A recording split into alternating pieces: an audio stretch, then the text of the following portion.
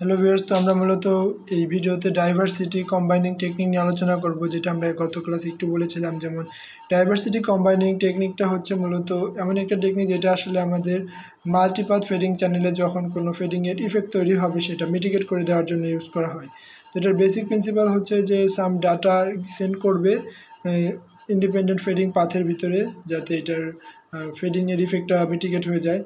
তো এখানে মূলত যখন there is a little possible of experience deep fading effect over independent signal path simultaneously, it is possible to get reduced fading resultant signal by applying diversity combining technique. তো যখন আসলে independent signal পাথে একই সাথে কিছু ফেডিংয়ের effect তৈরি হয়, তখন আসলে এটা আমাদের ফেডিংয়ের রেজাল্টেন্ট সিগন্যালটা কমে যাওয়ার একটা পসিবিলিটি থাকে। তখন আসলে আমাদের এই ডাইভার্সিটি কম্বাইনিং টেকনিক অ্যাপ্লাই করার মাধ্যমে সেখানে আমাদের রিডিউস করা হয় ফেডিংয়ের রেজাল্টেন্ট সিগন্যালকে এই অ্যাপ্লাই করার ফলে।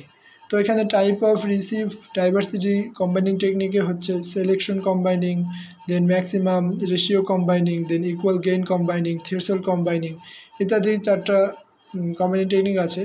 তো আমরা যদি একটু দেখি যে প্রথমে সিলেকশন কম্বাইনিংয়ের ভিতরে ট্রান্সমিটার এবং এগুলো চ্যানেল 1, 2, 3 ভাবে n সংখ্যক চ্যানেল থাকতে পারে। সবগুলো চ্যানেল থেকে দেন ট্রান্সমিটারের যে ডাটাটা পাঠানো সেটা এসএনআর মনিটরের মাধ্যমে মনিটর করবে।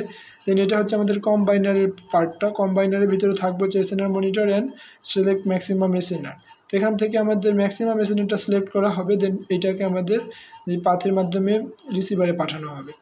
তো এই ম্যাক্সিমাম রেশিও কম্বাইনিংয়ের ক্ষেত্রে মূলত সেম সবই একই থাকে, বাট এখানে পার্থক্যটা হচ্ছে যে মাঝখানে একটা ওয়েটিং ফ্যাক্টর বা ডাব্লু দিয়ে গুণ করা হয় বা ডাব্লু এখানে আনা হয়।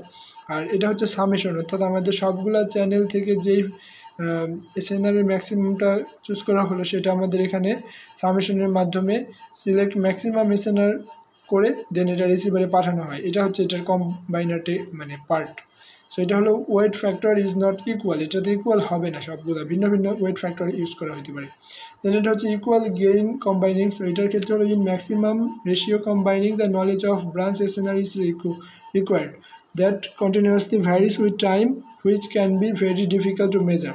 তো এটাতে মূলত কন্টিনিউয়াসলি ভ্যারিস হয় টাইমের সাথে সাথে এসএনআরটা, যার কারণে এটা অনেক difficult to measure. In equal gain combining all branches coherently combined with equal weight. তো ওয়াল ব্রাঞ্চেস আসলে একই সাথে সবগুলা সেম ওয়েটের এটা কোহারেন্ট করা হয়, and the branch weight are set to unity. তো ওয়েটটা হচ্ছে ইউনিটি, তো সবার ওয়েটিং